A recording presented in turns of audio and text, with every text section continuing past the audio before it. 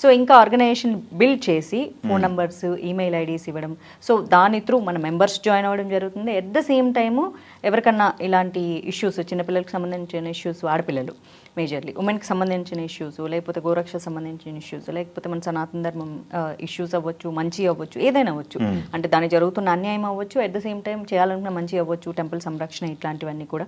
So ఇవన్నీ కూడా మరి రీచ్ అవుట్ అవ్వడానికి బిల్డ్ చేసే ఒక టీమ్ని బిల్డ్ చేసే కార్యక్రమం అయితే ఇప్పుడు స్టార్ట్ చేశాము.